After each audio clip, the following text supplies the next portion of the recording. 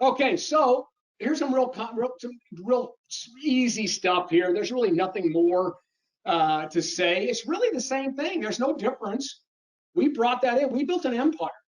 You know, starting with Gold's Gym to 24-Hour Fitness to all the clubs out there, all your top brands today, Move, Edge. That's what we do.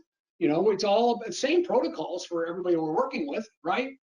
But the difference is when you're a physique competitor, you're more motivated to follow the protocol. And we don't have any failures there, right? So that's bottom line. They'll follow all of those different things we need to do. And that's why when time permits, you always increase time and intensity because they're willing to do that, rather than with other clients, you know, with people that have jobs that are working, you know, full time and they only go to the gym 3 days a week. You know, they don't have that much time for the gym, let's just say, or they don't want to spend that much time in the gym. Then we kind of work with different things like, you know, diet.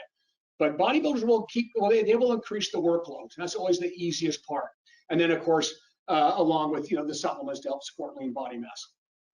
But as you close in on competition, we generally need to adjust both food and cardio.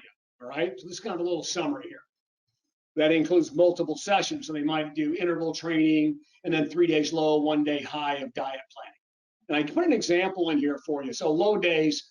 Very low days are miserable. They're very low on carbohydrate, 50 to 100 grams of carbs, depending on how big you are, or, you know, again, the competitor.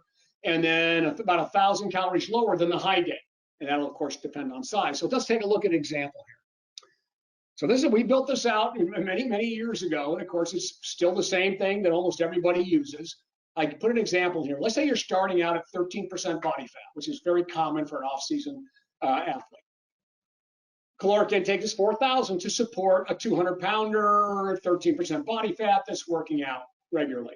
Cardio sessions are only 2 days per week at 20 minutes per session.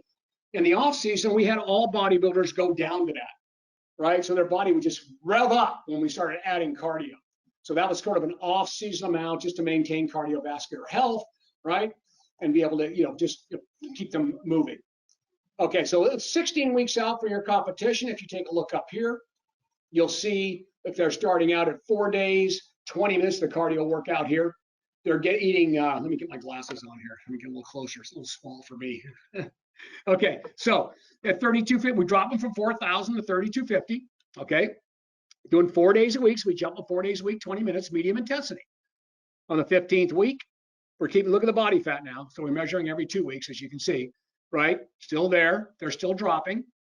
So we still move them up. I'm trying to stay ahead of the plateau, right? Keep coming down here, 4 days, 30, 5 days, 30. We're still keeping the same calories, 5 days, 30, but we're moving to a high intensity and change the mode.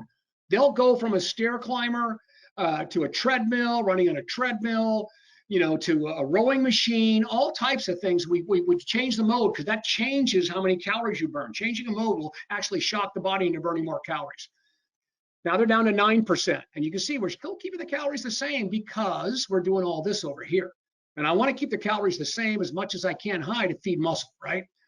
Now we're staying ahead of it. 5 days, 45, high intensity. And we're at 7%. Now we start the 3 days low, 1 day high, right? Because we're getting down to some really, you know, lean. The 7% is very lean. And of course, our goal is around 2. This is measured with a caliper. All right, so we're now down to here. We got to drop down 3 days at 2,600, but the high day, as you can see, is actually higher than the days before. But if you do the math, it'll be significantly lower calories, and we're keeping the cardios the same. We can be able to maintain that here, all right? And as we keep going down here, try to stay ahead of it all the way around. And now we're starting to drop the high day. High day comes down a little bit. Low day comes down a little bit, keeping that the same. We're starting getting down into what we call death days. You know, the final days here, we're coming down just a little bit lower.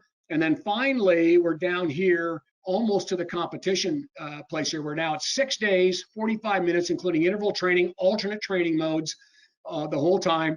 And then finally here, so we're down here. So you can see we stopped the 3 days low, 1 day high here. And we've got activity up. And then at this particular point, we start to stabilize them. Okay, they're down all the way down to 2 to 4. Our competition is right here. That's the right number for contest. It's right in there. All right.